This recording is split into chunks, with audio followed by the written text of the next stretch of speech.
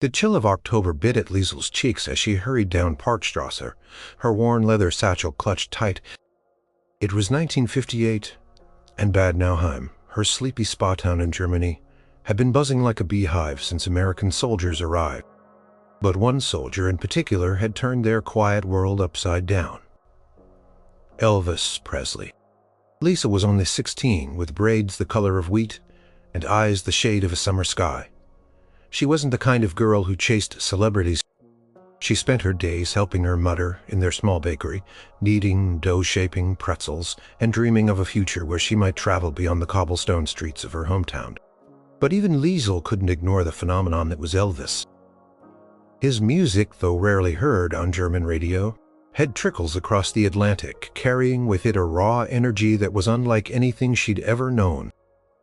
And now he was here just a few blocks from her home, living in a grand villa on Goethestrasse. Every day after finishing her chores, Liesl would join the small, polite crowds that gathered near the gates of the villa. They weren't the screaming mobs you saw in the American movie reels. These were mostly local girls, a few curious older women, and even some young boys, all hoping for a glimpse of the superstar's soldier. He wasn't allowed to perform publicly while in the army, but just seeing him, a living legend walking their streets, was enough.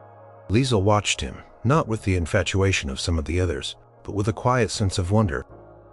He seemed different in person than in the few photos she'd seen. Less flashy, perhaps, a little more serious, even a touch lonely in his eyes. He'd wave sometimes, smile, sign an autograph or two for the most persistent fans, but there was a guardedness about him. He was a long way from home, serving in a foreign country, and carrying the weight of being the biggest star in the world. Liesl imagined it must be exhausting for weeks. She just watched. Then an idea began to form. It started small, a whisper in her mind, then grew into a firm resolve. She wanted to give him something. Not something she bought, but something personal. Something from Germany. Something that might make him smile, a genuine smile, not just the polite one he offered the crowd. Vati, a quiet man who worked as a woodcarver, had taught Liesl the basics of the craft when she was a little girl. She wasn't as skilled as he was, but she had a delicate touch. She thought about it for days, what she could make. A small flower, a miniature house. Then it came to her, a bird, a nightingale perhaps. In Germany, nightingales symbolized beauty and song, a perfect metaphor for his voice. She spent evenings hunched over her small workbench in the back of the bakery, after the last customers had gone and her parents were asleep. She chose a piece of light lindenwood, soft and easy to carve. Slowly, painstakingly, a tiny bird began to emerge from the block. She carved its delicate wings, its slender beak, the curve of its breast. It was simple, unpainted, showing the natural grain of the wood, but it had a certain charm. When she was finished, she rubbed it smooth with beeswax. Until it glowed, it wasn't perfect, but it was made with care. The morning she decided to give it to him, her heart fluttered like the wings of her little wooden bird. She placed it carefully in a small embroidered linen pouch her mother had given her. "It is important to show kindness to strangers," her mother always said, "especially those far from their homes." Liesl arrived at the villa gates just as Elvis was leaving for some army duties. A small crowd had already gathered, more eager than usual. The guards, stern-faced American soldiers, kept a watchful eye. Elvis emerged, dressed in his army fatigues, looking both impossibly handsome and surprisingly ordinary. He walked with a slight swagger, but his eyes scanned the crowd, a mix of curiosity. "Elvis, over here," someone shouted. "Can I have an autograph?" another cried. Liesl felt her cheeks flush. She suddenly felt foolish. A tiny wooden bird. What would he care for a simple carving when people threw flowers and gifts at him? She clutched the pouch, her fingers trembling. She should just turn around and go home. But then, as he passed closer to her side of the gate, his gaze flickered over her. Maybe it was her quietness amidst the shouts, or perhaps the earnestness in her eyes. Their eyes met just for a second. His were a startling blue, intense and intelligent. It was now or never. Gathering every ounce of courage she possessed, Liesl took a shaky breath. "Herr Presley," she called out, her voice barely a whisper. Yet somehow cutting through the noise, he paused, turning his head slightly. His security guard, a burly man, stepped forward, his eyes wary. Liesl pushed past the few people in front of her, holding out the small linen pouch. "For you?" she said, her German words a little rushed. "A gift from Germany," Elvis hesitated, his gaze fixed on her face, then on the small offering in her outstretched hand. He looked at the guard, who gave a slight nod, seemingly satisfied that a small cloth pouch wasn't a threat. Slowly, Elvis reached out. His fingers were long and strong as he took the pouch from her. His touch was brief, fleeting, but Liesl felt a jolt of something she couldn't name. He held the pouch, feeling its weight, and then right there in front of everyone he carefully opened it. He pulled out the wooden nightingale. The sunlight caught the smooth, polished wood, making it gleam. His thumb ran over the carved wings. A small, almost imperceptible smile touched his lips. It wasn't a public showman's smile. It was softer, more genuine smile. His blue eyes held a warmth she hadn't seen before. "Thank you," he said, his voice quiet but sincere. That's real nice. What's your name, honey?" "Liesl," she managed, her voice still a whisper. "Liesl Schmidt." "Liesl," she managed, her voice still a whisper, tucked the bird carefully into the breast pocket of his army jacket. "Well, Liesl Schmidt, thank you for this. It means a lot." He gave her a final, genuine smile. A quick nod, and then he was moving again, his guards closing around him. He got into the waiting army jeep, and with a roar of the engine it pulled away, leaving Liesl standing there, the chill wind suddenly feeling warmer on her face. Crowd dispersed, some still murmuring about the exchange, but Liesl barely noticed. She stood there for a long moment, watching the street where the jeep had vanished. He had taken her gift, he had smiled, he had said thank you, and he had asked her name. It was just a small moment, barely a minute in time, but for Liesl, it felt like the most important minute of her life. She clutched her satchel and started walking home, a warmth spreading through her chest that had nothing to do with the October sun. The wooden nightingale sat on Elvis's bedside table, catching the morning light. He'd placed it there the night before, after carefully taking it from his jacket pocket. It was small, unassuming, but it had a quiet presence that stood out among the stacks of fan mail records and movie scripts that usually cluttered his room. He'd seen a lot of gifts in his life: expensive watches, flashy jewelry, custom-made guitars, even a pink Cadillac. Though he hadn't taken that one, but this little carved bird felt different. It was just a bird made by hand, given with a simple, genuine gesture.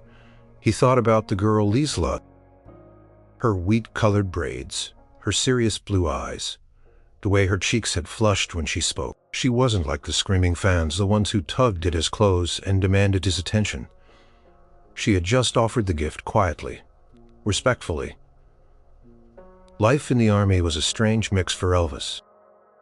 On one hand, it was a break from the relentless pace of his career. He was Private Presley, just another soldier. Even if the entire world knew his face, he pulled guard duty, cleaned barracks, marched in formation. It was grounding in a way. He even liked the routine, the feeling of purpose beyond entertaining millions. But on the other hand, it was isolating. He missed his family, his friends back home. He missed making music. And despite being surrounded by his Memphis Mafia, his close friends and cousins who had come to Germany with him, he still felt a profound loneliness sometimes. Everyone around him, even his closest companions, knew him as Elvis Presley, the King. Few people saw him as just plain Elvis, a young man from Tupelo, Mississippi, who sometimes just wanted to sit and talk or listen to music without the world watching. That's why Liesl's gift resonated. Tss. He picked up the bird, running his thumb over its smooth wood. It felt sturdy, real. It reminded him of something his mother might have appreciated, something simple and heartfelt. "What's that, E?" asked Lamar Fike, one of his friends, walking into the room without knocking. Lamar was always buzzing with energy. A big guy with a booming laugh. "A gift. A girl gave it to me yesterday at the gate." Lamar took it, turning it over in his hand. "Huh? A bird? Nice. Looks handmade." He handed it back. "Lots of folks give you stuff, E? That girl's special or something?" Elvis shrugged, putting the bird back down. Just seemed quiet, different. He wasn't sure how to explain it. "She called it a nightingale? Well, you certainly sing like one, E. A very loud rockin' nightingale." Elvis smiled faintly. "Yeah, something like that." Later that day, Elvis found himself thinking about Liesl again. He was practicing guitar in the living room, trying out new chords, humming melodies. He stopped suddenly, feeling restless. He wanted to do something, to acknowledge her gift properly. A simple thank you at the gate didn't feel like enough. Then an idea sparked. It wasn't an invitation, not directly. It was a gesture similar to hers. He went to find Rex Mansfield, another one of his army buddies who often helped with his fan mail and errands. "Rex, you know that girl who gave me the bird yesterday?" Rex nodded. "The quiet one." "Yeah, I saw her, Liesl, I think you said." "That's right, Liesl Schmidt. I want to send her something small, just to say thanks again." Rex raised an eyebrow. "Like what? An autograph? A signed photo?" Elvis shook his head. "Nah, not like that. Something appreciative. Like maybe some chocolates, good German ones, and a note." "A proper note?" Rex looked surprised, but he nodded. He wrote, "Dear Liesl, thank you so much for the beautiful wooden nightingale. It was such a thoughtful gift, and it really made my day. It's sitting right here in my room, and I'll keep it always. Good to know there are such kind people here in Germany. I hope you and your family are well. Sincerely, Elvis Presley." He read it over. It was simple, direct, and from the heart. He folded the note, placed it in an envelope, and gave it to Rex. "Get some good chocolates, Rex. The kind they sell at the best bakery in town, and make sure it gets to her privately, if you can." Rex grinned. "Consider it done, my pleasure." Later that afternoon, Liesl was helping her mother stack fresh loaves of bread on the shelves of their bakery. When the bell above the door chimed, a tall, uniformed American soldier walked in. Liesl recognized him instantly. He was one of Elvis Presley's guards, the one with the kind eyes she'd seen at the gate. Her heart skipped a beat. Had she done something wrong? "Excuse me," Rex said in halting German. "I'm looking for Liesl Schmidt." Liesl stepped forward, wiping her flour-dusted hands on her apron. "That's me, sir."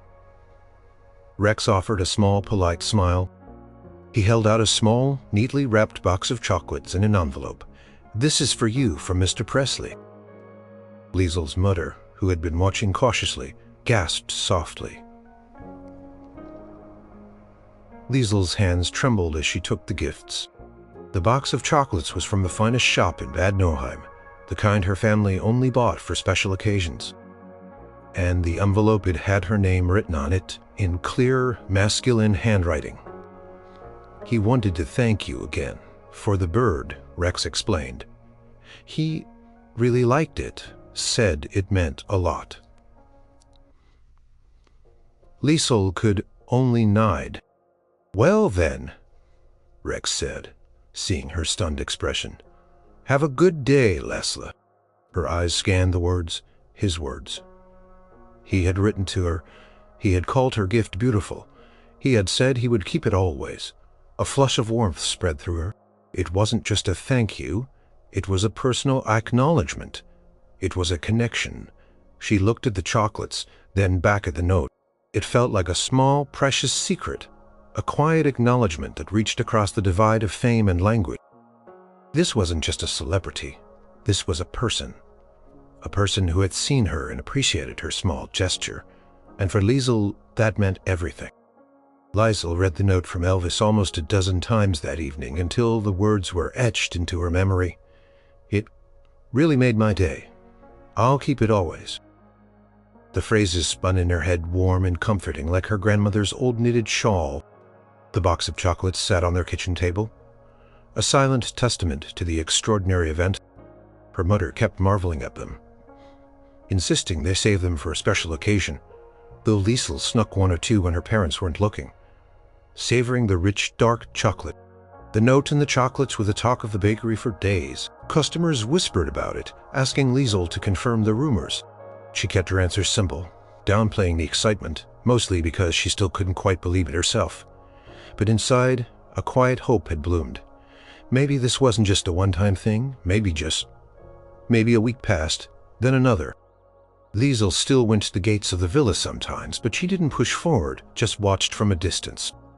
She saw Elvis leave for army duties, saw him wave to the crowd. He never seemed to look directly at her again, and she told herself that was fine. He was busy. He had a million things on his mind. Then one crisp afternoon, as Liesl was sweeping the sidewalk in front of the bakery, a large black car pulled up. It wasn't an army jeep this time, but a sleek civilian car, the kind that only very important people owned. "He asked me to come find you." Liesl's heart leaped into her throat. She swallowed hard. "Oh, is everything all right?" Joe chuckled. "Everything is perfectly fine. He wanted to invite you to visit him at the house." Liesl stared, her jaw dropping slightly. Visit him? At the villa? This was beyond her wildest dreams. "Me?" she stammered. "Yes, you," Joe confirmed with a warm smile. "He said you were very kind to him, and he would like to thank you properly. He said he enjoyed the little bird very much." Liesl felt a blush creep up her neck. "Oh, but I don't know." Her mind raced. What would her parents think? "He understands if you're busy or if it's not possible," Joe added gently. But he wanted to offer. "He'll be free tomorrow afternoon after his duty, say, around 2 o'clock. Liesl hesitated. This was a huge step. It wasn't just a note anymore. This was a direct invitation to his home. I would like to, Herr Esposito. But I must ask my parents, of course," Joe said. "And that's very sensible. If it's all right with them, just come to the gate tomorrow at 2. Ask for Joe or Rex or Lamar. We'll be expecting you." He smiled again, a reassuring smile, then rolled up the window and drove off as quietly as he had arrived. Liesl practically floated back into the bakery. "Mutter vati," she called, her voice breathless. Her parents looked up, surprised by her urgency. Liesl quickly explained her words, tumbling over each other. "At the house tomorrow afternoon." Her mother immediately looked worried. "Liesl, a young girl visiting a famous man, alone." Her vati, though quieter, had a similar frown on his face. "This is highly unusual, Liesl. What does he want?" "He just wants to thank me for the bird." Liesl insisted, her voice pleading. "Herr Esposito said so. He said he liked it very much. And he sent chocolates. Remember, he is a good man, not like the newspapers sometimes make him out to be." She knew the stories, the wild ones, the ones that called him rebellious and dangerous. But she had seen his eyes. He seemed lonely, not dangerous. Her mother wrung her hands. "But Liesl, it's not proper. What will people say?" Liesl argued, using her mother's own words against her, something she rarely dared to do. "He's just a man, Mutter, a soldier. And he was kind enough to thank me, to write to me. It would be rude to refuse." Her vati, who rarely intervened in such discussions, cleared his throat. "Liesl, is this something you truly want to do?" Liesl looked at him, her eyes wide and earnest. "Yes, vati, more than anything." Her vati studied her face for a long moment, seeing not just the excitement but the genuine curiosity and a certain unwavering resolve. He knew his daughter. She was sensible, not easily swayed by glitz. He trusted her judgment, and he trusted the way she saw people. "If you believe, it is simply a kind gesture, Liesl," he finally said, his voice soft. "Then perhaps it is not so bad. But your mother must accompany you. Liesl's face fell slightly. Oh, Vatty. Yes, Liesl, her mother interjected, seizing the opportunity. It is the only way. Liesl knew it was a fair compromise. She couldn't argue.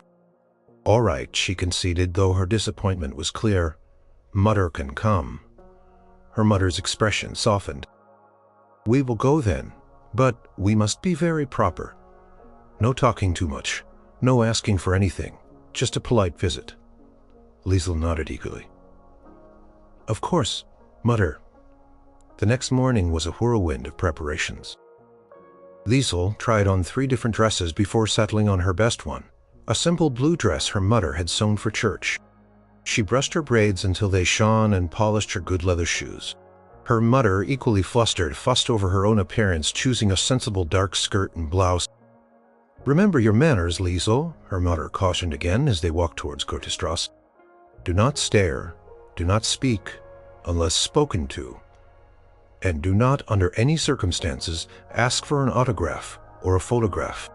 I know, Mother Liesl said, though her stomach was doing somersaults. She was excited, yes, but also terrified. What if he was different in person, inside the house? What if she said the wrong thing? As they approached the villa, Liesl felt a familiar buzz of anticipation. The gate was closed, but a security guard was standing nearby. Liesl took a deep breath, her mother holding her arm firmly. Excuse me, Liesl said in English, trying to sound confident. We are here to see Herr Presley. We are expected. My name is Liesl Schmidt, and this is my mother, the guard. It was Joe Esposito, smiled. Ah, Liesl and Frau Schmidt, welcome. Mr. Presley is just finishing up some things, but he's expecting you, please. Come in. He opened the gate, and Liesl and her mother stepped onto the gravel driveway. The villa was even grander up close than it appeared from the street, with its elegant architecture and sweeping staircase. Liesl felt a lump in her throat. This was it. She was about to meet Elvis Presley, not just at a distance, but in his own home. The thought made her both tremble and grin. The inside of the villa was a revelation. Liesl had imagined something grand and formal, like the historical houses in Frankfurt. Instead, it felt lived in, surprising comfortable. There were large plush sofas and chairs, and a piano stood in one corner of the spacious living room. But what truly caught her eye were the guitars, a few of them leaning casually against walls or resting on stands. There was a faint scent of coffee and something else, maybe a hint of hair pomade and cologne. Her mother, looking stiff and nervous, clutched her handbag tightly. Liesl, despite her own racing heart, felt a surge of curiosity. Joe Esposito led them into the living room. 2 other men were there, lounging on the sofas. They were also American, dressed in civilian clothes. One was tall and thin with a mischievous grin. The other, a bit heavier, had a friendly, open face. Liesl recognized them as Rex and Lamar, 2 of Elvis's friends she'd seen around. Frau Schmidt, Liesl, these are Rex and Lamar, some of Mr. Presley's good friends. Joe introduced Rex, and Lamar stood up, offering polite smiles and nods. Liesl and her mother offered polite Grüß Gott, a traditional German greeting. The initial awkwardness hung in the air, thick and noticeable. Then a voice from the doorway made them all turn. Well, look who it is, Liesl. Elvis Presley stood there, dressed in a simple long-sleeve shirt and trousers, looking relaxed. His hair was perfectly styled, of course, but he didn't seem like the superstar on a stage. He seemed like a young man, a very handsome young man, but a person nonetheless. Liesl's breath caught. He was even more striking up close. His eyes, that startling blue, sparkled with genuine warmth as he looked at her. Herr Presley, Liesl managed, curtsying slightly.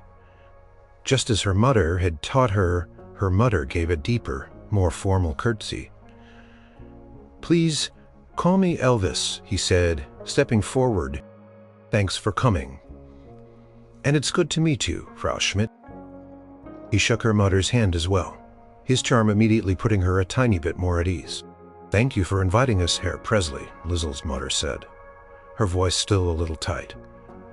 "Please sit down," Elvis said, gesturing to the sofas. Liesl and her mother carefully chose a sofa perched on the edge as if it might bite them. The Memphis Mafia members settled back into their seats. "So," Elvis began, leaning forward slightly, "you made that bird yourself, Liesl?" Liesl nodded, feeling a little less nervous now that he was speaking directly to her. "Yes, my Vadi taught me some carving." "That's mighty impressive," Elvis said, his gaze thoughtful. "It's really something special. I got it on my bedside table." Liesl felt a flush of pleasure. "I am glad you like it." "I really do," he insisted. "You know, when you live in a different country, away from home, sometimes it's the little things that mean the most. A friendly face, a kind gesture." He paused, then grinned. "And good German chocolate, too," Liesl giggled. "A tiny, nervous sound." Her mother shot her a look, but even she couldn't help but smile faintly. "Tell me, Liesl," Elvis continued, making her feel as if she was the only one in the room, "what's it like, growing up here in Bad Nauheim? What do you do for fun?" Liesl found herself relaxing. He wasn't asking. About his music. She told him about helping at the bakery, about walking in the forest outside town, about going to the local dances, though she rarely went, being too shy. She even told him a little about her dream of travel. Elvis listened intently, nodding sometimes, his blue eyes fixed on her. He seemed genuinely interested, not just polite. When she finished, he leaned back, a thoughtful expression on his face. "Sounds peaceful," he said. "Different from Memphis, that's for sure, though we got some good music there." Liesl's mother, who had been sitting stiffly, finally spoke. "It is a good life, Herr Presley. Simple but good." "I can see that," Elvis replied respectfully. "Sometimes, simple is the best kind of good. You know, I'd been trying to learn a little German, but it's tough. You speak English real good. You learn it in school?" Ja Liesl said. "And my grossmother lived in America for a time, before the war. She taught me some." "Well, you're better than me," Elvis chuckled. "Maybe you could teach me a few words sometime, you know? If you ever had some free time." He glanced at her mother as he said this, making it clear he wasn't trying to overstep. Liesl's eyes widened. Was he hinting at another visit? I could," she said, trying to keep her voice even. "I know some common phrases." "Perfect," Elvis beamed. "Like what's thank you very much?" "In German I know danke, but there must be more. Danke schön, Leslawford. Or vielen Dank." "Vielen Dank," Elvis repeated, his pronunciation surprisingly good for a beginner. "That sounds real nice." The conversation continued flowing more easily than Liesl had ever imagined. Elvis told them a little about his army life, about the food he missed from home, about his excitement to get back to music someday. He even played a few chords on one of his guitars, a soft melody that filled the room.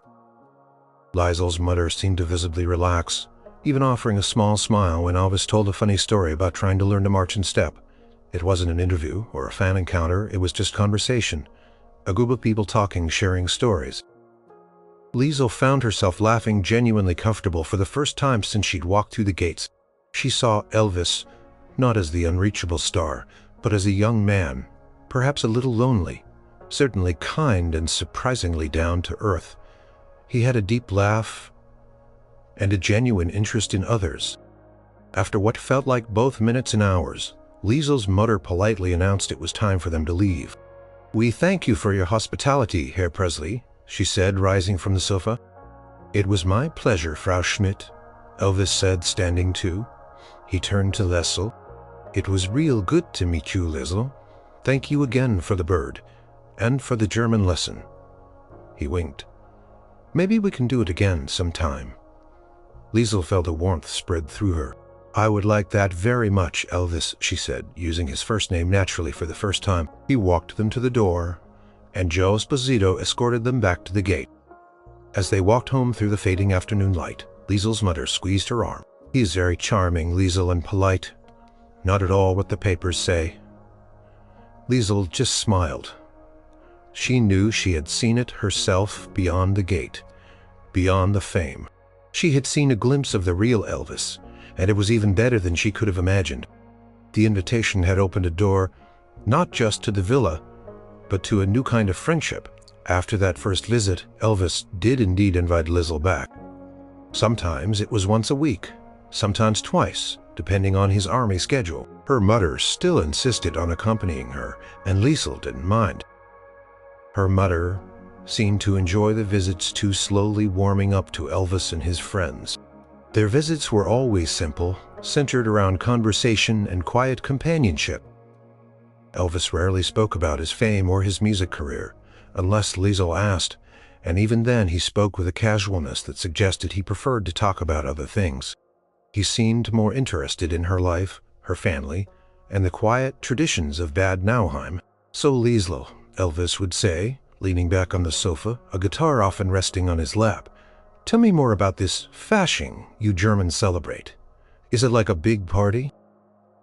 Liesl would laugh, explaining the carnival season, the parades, the costumes, the mischievous pranks. He listened with genuine curiosity, asking questions about the traditions, comparing them to American holidays like Halloween. She in turn learned about his life in Memphis, his passion for gospel music, his love for his mother Gladys, who had passed away recently, a loss that still brought a shadow to his eyes. He talked about his friends, the ones who were there with him in Germany, and the ones he missed back home. Liesl realized that for all the glamour and fame, he was just a young man, not much older than her, missing his family and trying to navigate a world that was constantly watching him. One afternoon, Elvis picked up a guitar. "You ever play an instrument, Liesl?" he asked, strumming a few chords. Liesl shook her head. "No, not really. My Vadi has an old zither, but I never learned properly." "You should learn," Elvis said, his eyes lighting up. "Music's good for the soul, always there for you, no matter what." He then played a simple, bluesy tune, his fingers moving effortlessly over the strings. Liesl watched, mesmerized. His hands, which had so gently held her little wooden bird, moved with such power and grace when he played. "That's beautiful," she whispered. When he finished, he smiled. "Thanks. It's just a little something I'm working on."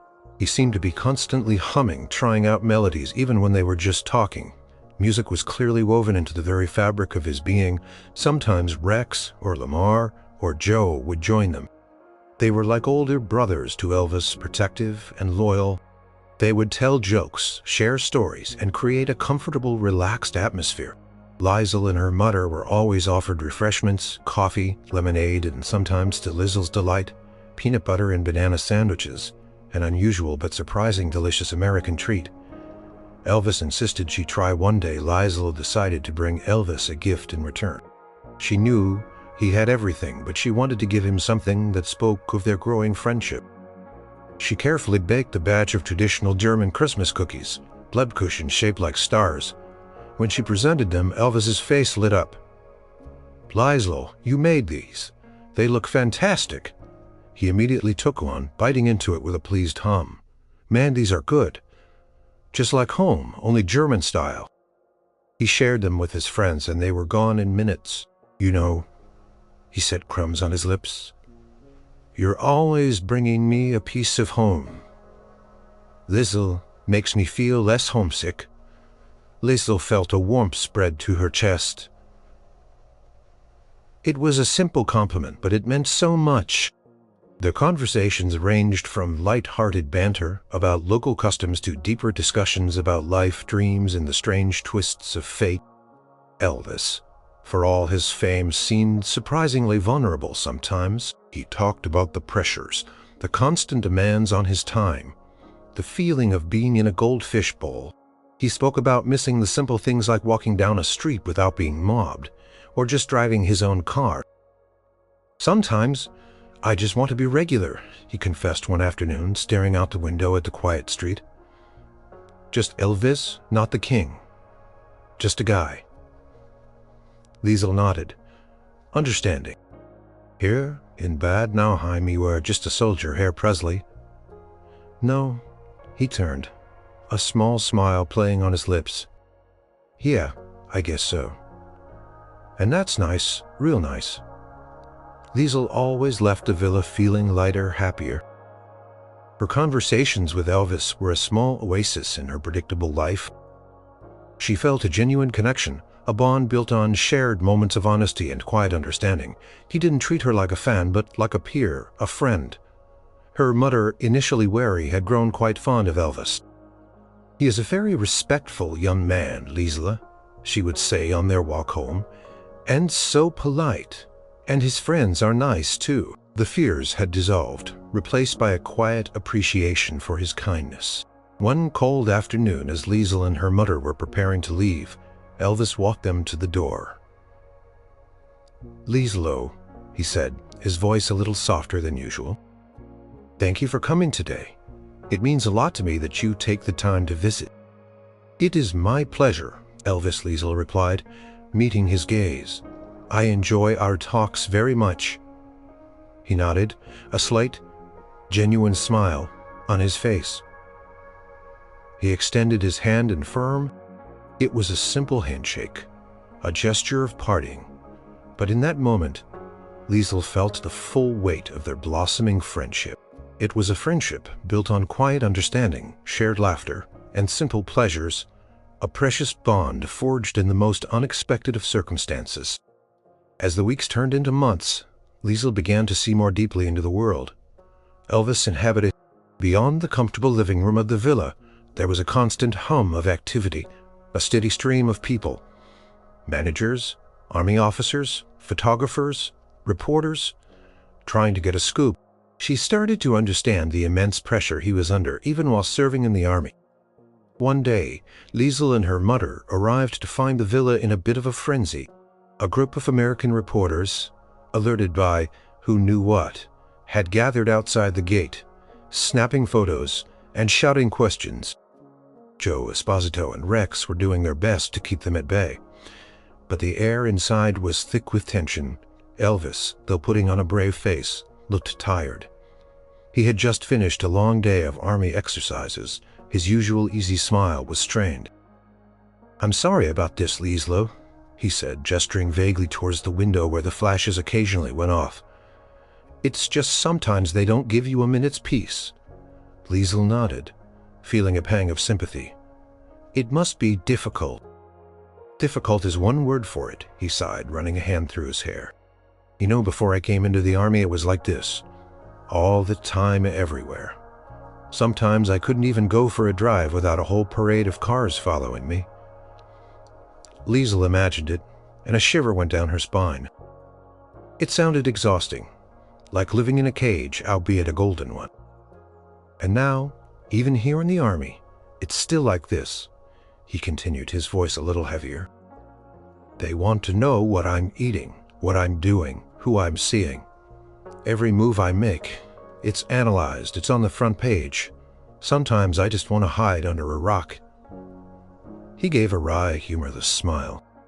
Liesl wanted to say something comforting, but she wasn't sure what. She just listened, her presence a quiet anchor in his storm.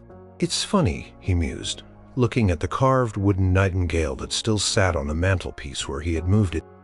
"Your little bird, it's just quiet, peaceful. It reminds me of a time before all this.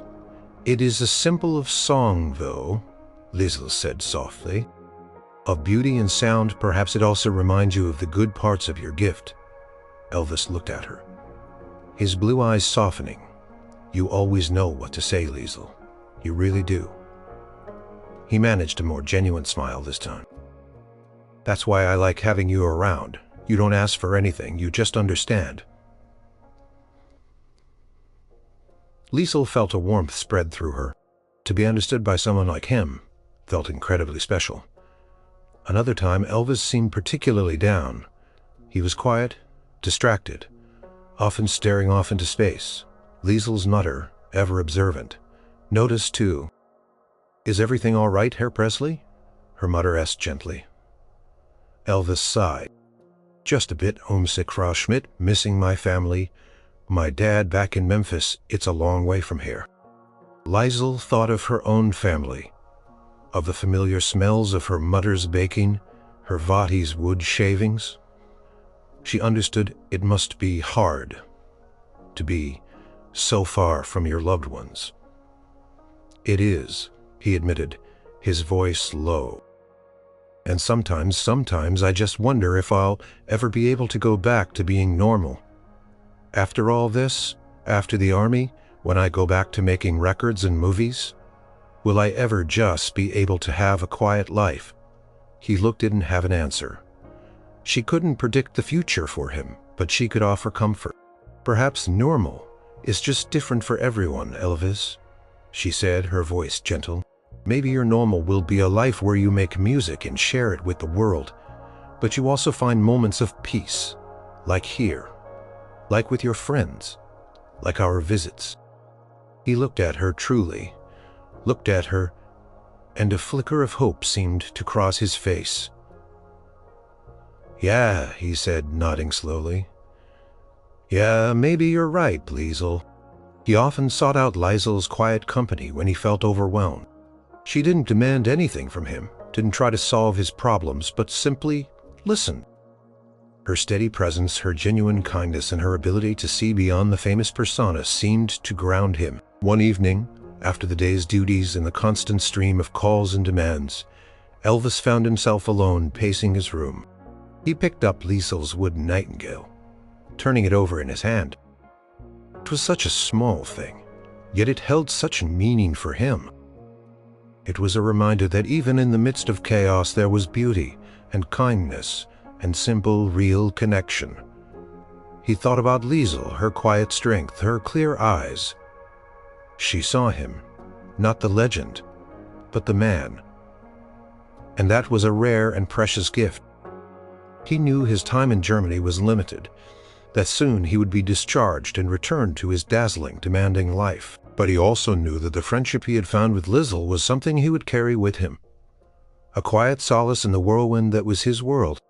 It showed him that even with the weight of a crown on his head, he could still find moments of genuine human connection, a space where he could simply be Elvis, a young man who appreciated a quiet afternoon, a good conversation, and a beautifully carved wooden bird. And for Liesl, seeing him in these vulnerable moments, offering quiet support, deepened their bond beyond anything she'd imagined.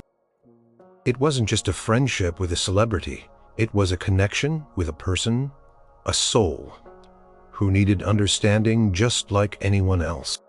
The winter months brought snow to Bad Nauheim, blanketing the streets in white and making the air crisp and clean. Liesl and her mother continued their visits to the villa, now a familiar and comforting routine. Their conversations continued to deepen, and the initial formality between Frau Schmidt and the Memphis Mafia had completely faded. However, even in the quiet haven of the villa, the outside world sometimes intruded more forcefully. One afternoon, Liesl and her mother were at the villa when a particularly aggressive reporter managed to get past the initial security at the gate.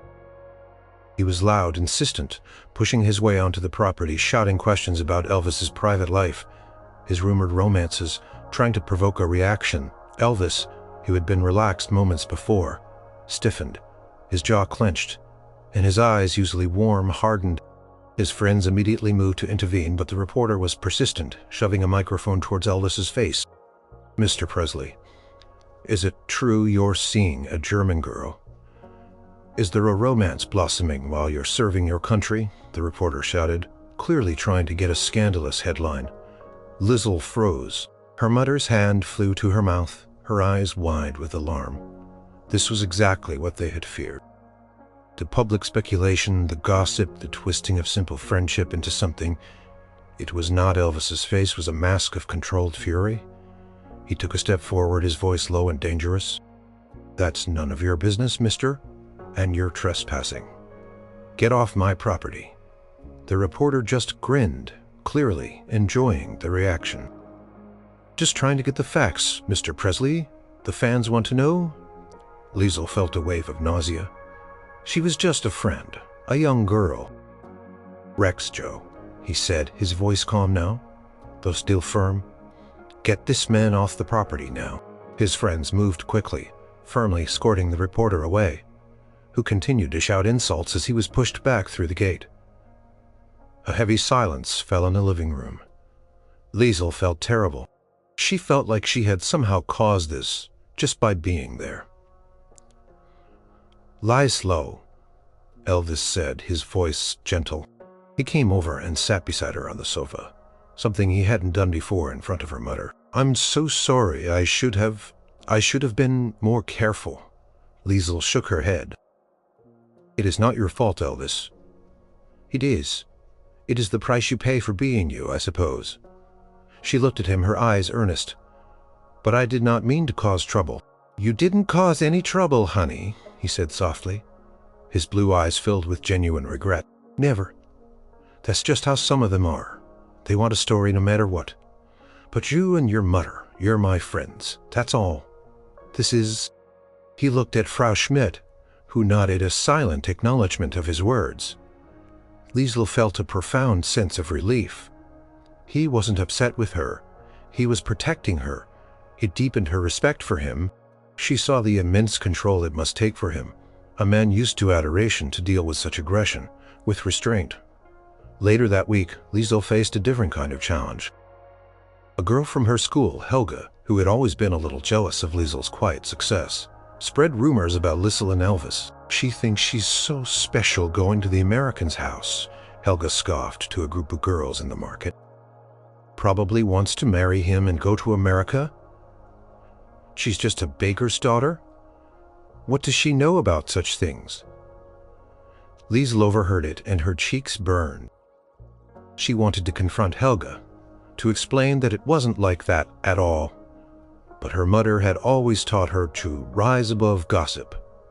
Still, the words stung. That evening, when Liesl visited Elvis, she was quieter than usual.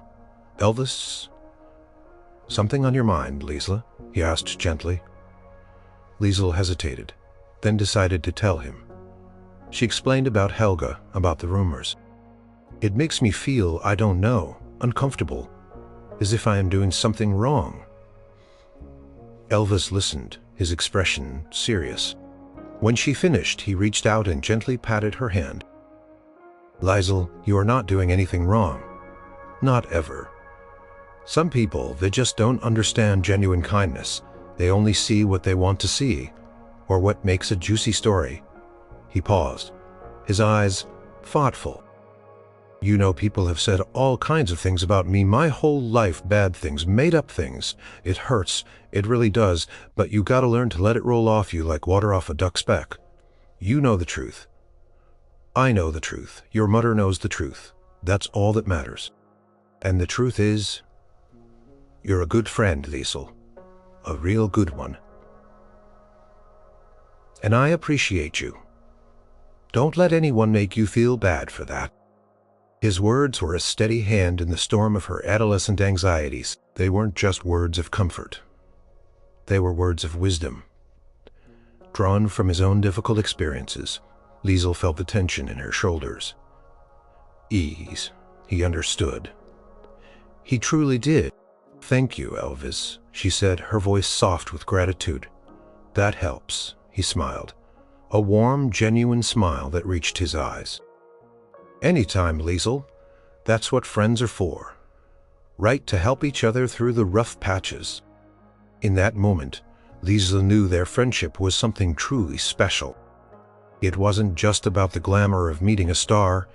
It was about shared understanding, quiet support, and the steady, unwavering bond between two people who, despite their vastly different worlds, had found common ground and a deep respect for each other. He was her friend, and she was his, and that was enough to weather any storm. As the seasons turned from winter to spring, a new energy seemed to fill the villa. Elvis was still a soldier, still committed to his duties, but there was an underlying hum of anticipation about his upcoming discharge. He talked more about his plans for music, his return to the recording studio, the kind of songs he wanted to make.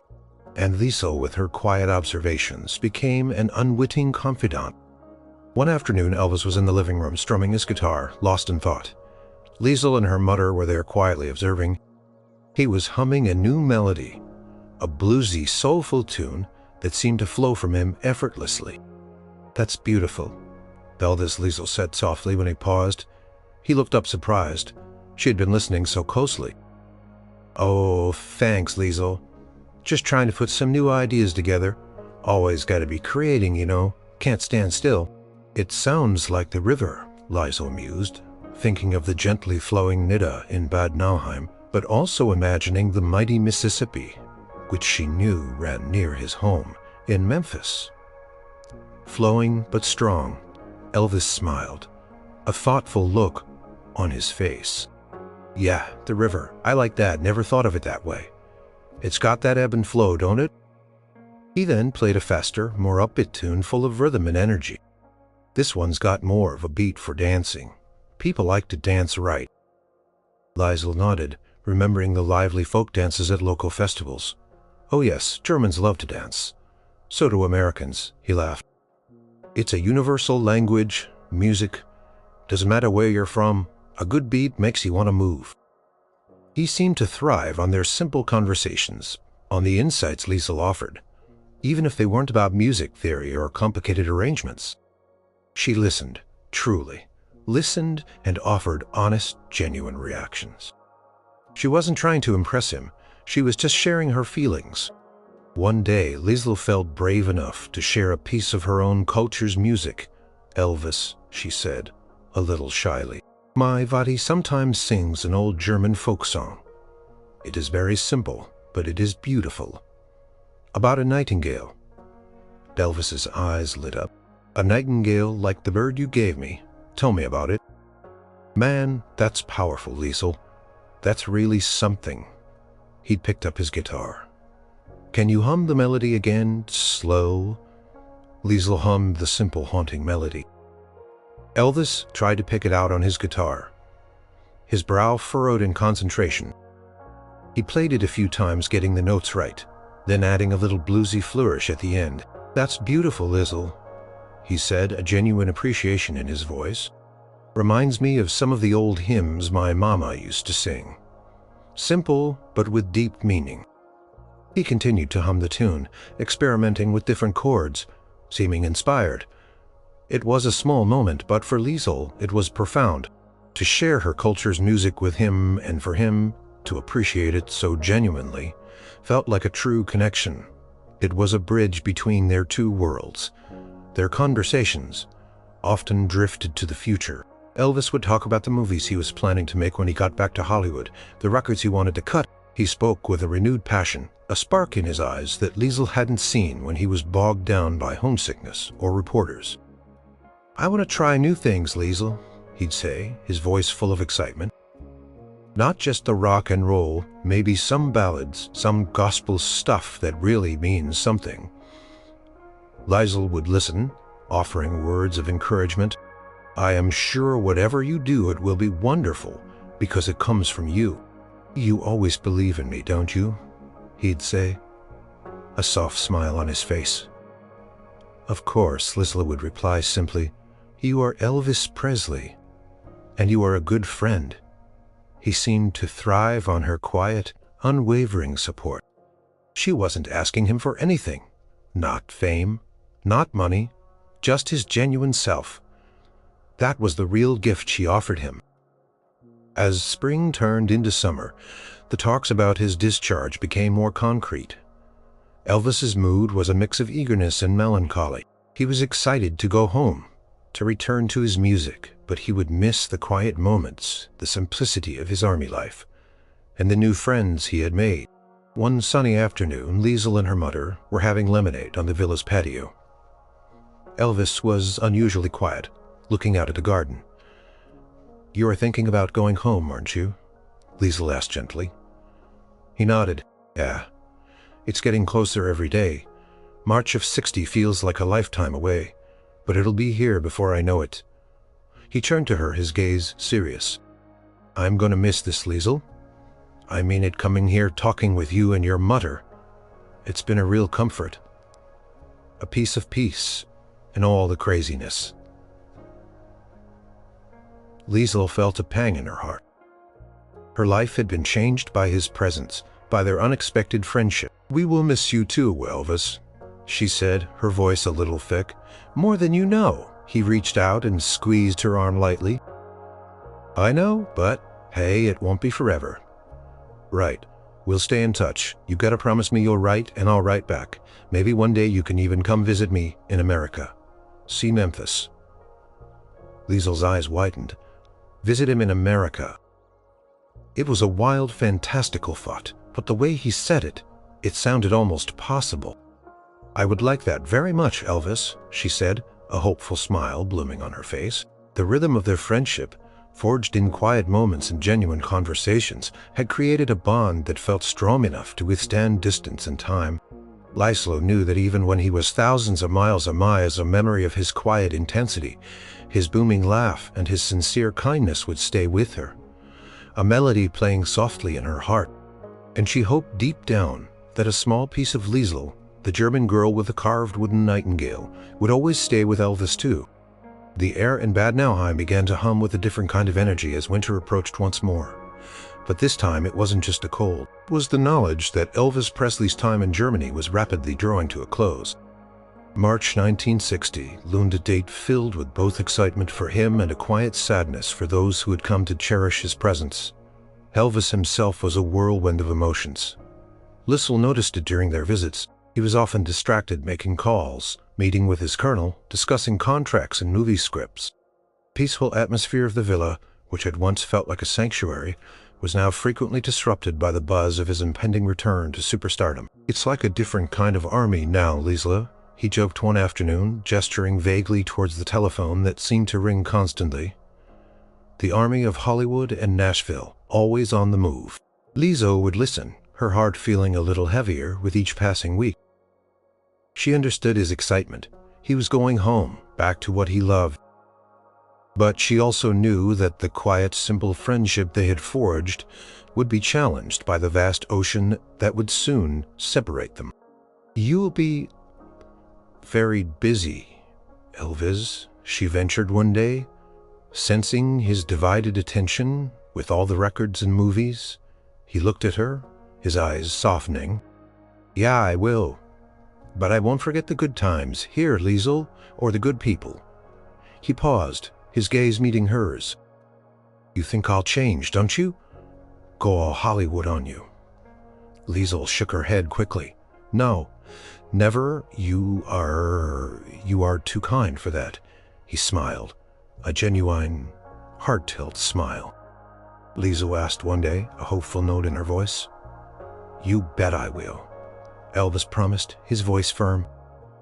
Long letters, Liesl, all about what I'm doing, what new songs I'm singing, and you better write back.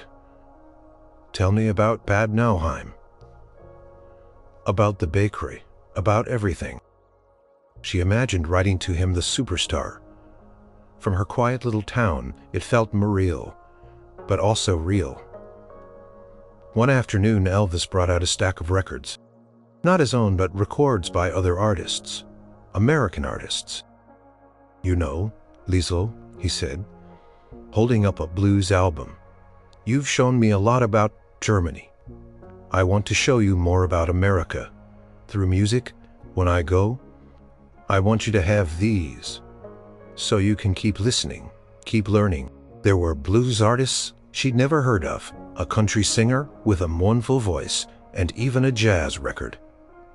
Oh, Elvis, she whispered, overwhelmed. Thank you. This is wonderful.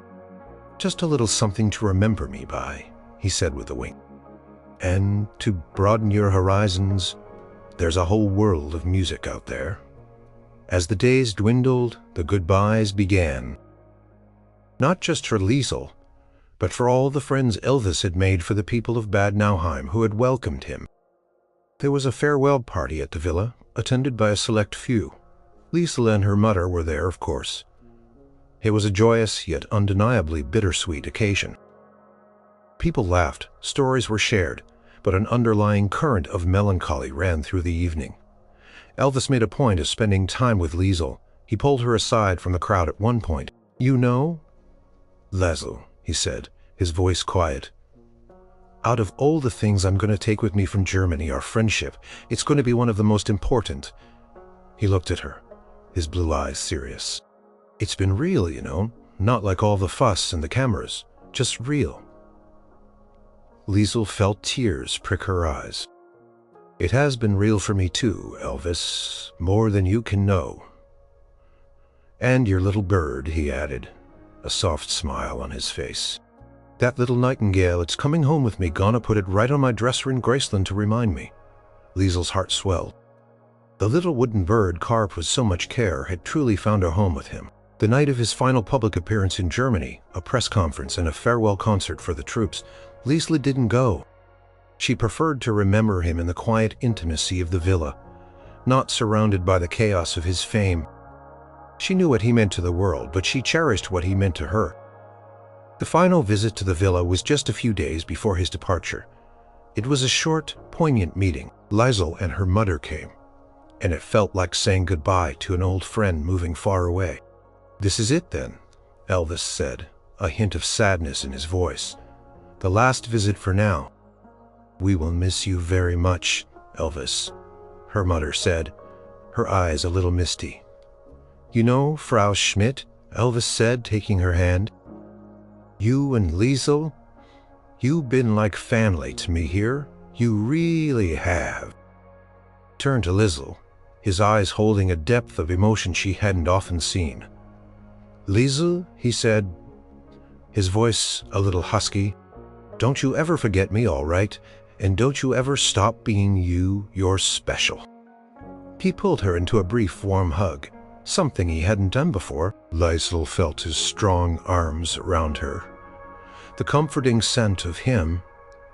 It was a simple, platonic embrace, but it spoke volumes.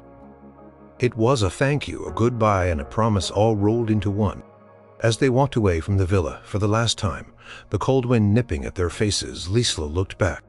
The grand house, once a place of intimidating mystery, now felt like a second home, filled with warm memories. Elvis Presley was leaving, returning to his world of bright lights and roaring crowds.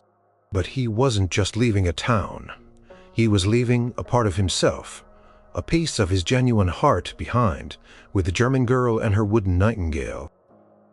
And Liesl knew with a certainty that settled deep in her soul that their friendship, forged in simplicity and kindness, would endure the distance and the dazzling changes yet to come. The day Elvis Presley left Bad Nauheim, March 2, 1960, was etched forever into Liesl's memory. It was a cold, gray morning, reflecting the mood that settled over the town. Liesl didn't go to the train station to join the crowds of fans. She preferred her goodbyes to be private, like the friendship they had built. She imagined the roar of the crowd, the flashing cameras, the frenzy that would surround him.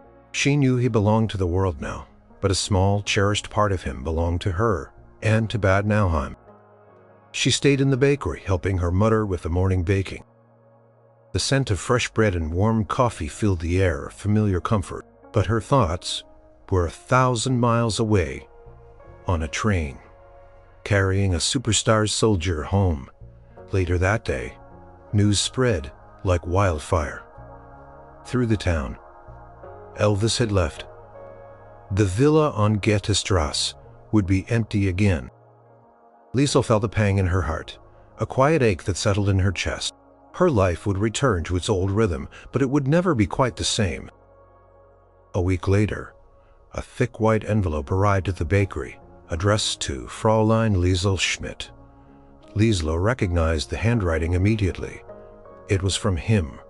Her hands trembled as she opened it. Inside was a long letter, typed this time, but signed with his familiar sprawling signature. "Dear Liesl, well, I made it. I'm back in the USA, Memphis, Tennessee. It's been a crazy few days getting off the boat, seeing my family, dealing with all the press. It's loud here, and everyone wants a piece of me. But it's good to be home. I wanted to write to you first thing, like I promised. I'm sitting here in my house. Graceland. It's a big, beautiful place, and I know you'd like it. And guess what? Your little wooden nightingale is right here on my dresser. First thing I put out when I unpack. It reminds me of you and of the piece I found in Bad Nauheim. It means a lot. I've already been in the recording studio working on some new songs. It feels good to be singing again. I hope you'll hear them over there. They all see the king, but you always saw past that, and I'll never forget it. Thank you, Liesl, for your friendship. It was a real gift during my time in Germany. Something I'll always cherish. Take care, and write soon. Liesl read the letter, a warm smile spreading across her face.